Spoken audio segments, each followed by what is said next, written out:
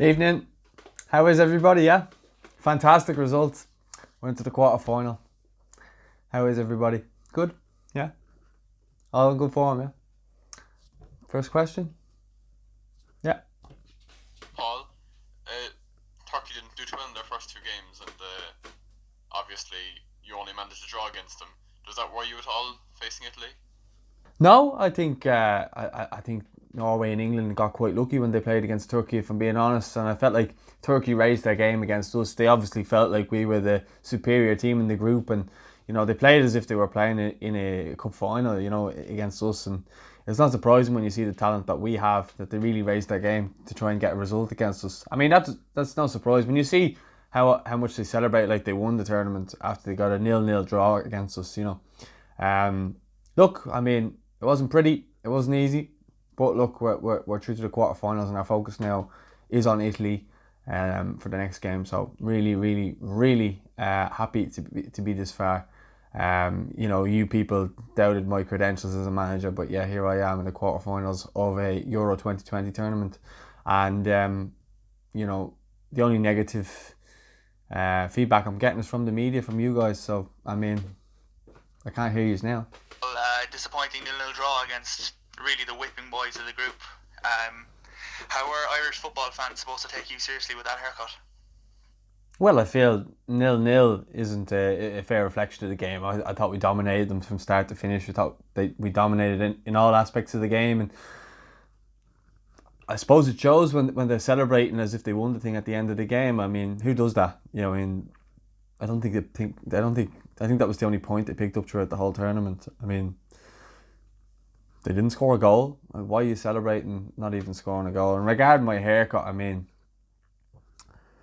if you want to get a world-class haircut, get yourself down to Nutgrove Shopping Centre in the Grafton Barber there and get yourself a decent haircut, because for the looks of things, it looks like your girlfriend shaved that thing in lockdown for you, and you're in bits. So, next question. Facing into the Italy game, You again. Just to clear it up, will you be more concerned about the players' haircuts or scoring a few more goals? Well, I feel as though, some of the players on that team do have dodgy Barnets. Like, you look at Insigne, Donnarumma, a couple of others out there, that lad, El Shaarawy, I'm not sure he plays for them anymore, but, they've had some questionable Barnets over the years. So, yeah, it might come into my team talk, but, like, the only thing I'd be saying is to make sure that our players aren't getting dodgy haircuts like that, or like Aaron Howie up there in the box there. So, yeah, that'll be my thinking behind that. So, I mean, my haircut's world class. After arriving the match against Turkey and drawing, is there a different approach to the Italy game or not? Ciao. We drew against Turkey. We battered England. We battered Norway. We pretty much battered Turkey without scoring, I have to say. I mean, they did get lucky. Jeff Hendrick missed a sitter, which he should have scored. But he knows that. We've had a word. So now my thinking will be to go on the front foot against the Italians and try to go there and score goals. Obviously, it's going to be played at the Stadio Olimpico, so it's going to be difficult to go there and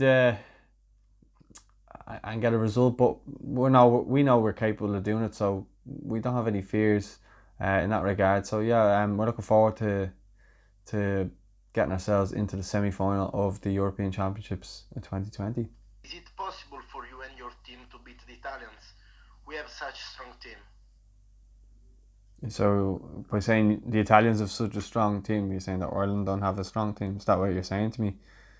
It seems as though that's what you're saying to me. But like, we've beaten England, who are probably better than Italy. Norway are probably better than Italy too. So I feel as though that the comment you're making is nonsense. And you obviously don't know our players that well. I mean, I've touched on it in previous press conference. These players, they have all the ability in the world. They're right up there. I mean, John Egan is like a modern day Cannavaro. So you should know that. I mean, you're Italian, so yeah, I think John Egan is having that same influence on this Irish team as Cannavaro did in the 2006 World Cup. You remember that one when you cheating? Had been match fixing around then and won the World Cup.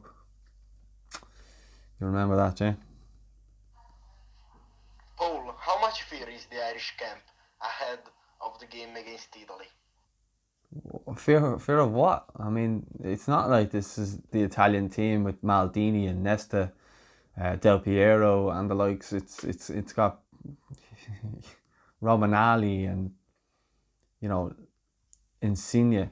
I mean, the only player of note that they have in the team is Ciro Immobile, and yeah, he's very good. But I mean, he's coming up against John Egan, who on his day is as good as any.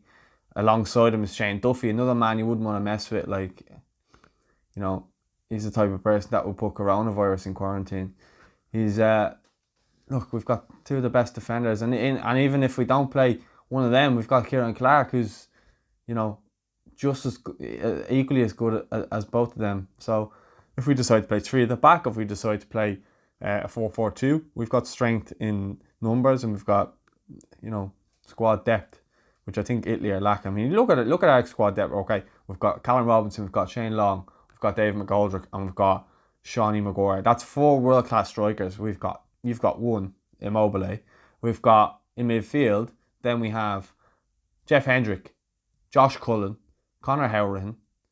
We're playing Robbie Brady, maybe a little bit out of position, but I count him in midfield. Then you have Alan Brown. Look at that goal he scored against Norway, world class.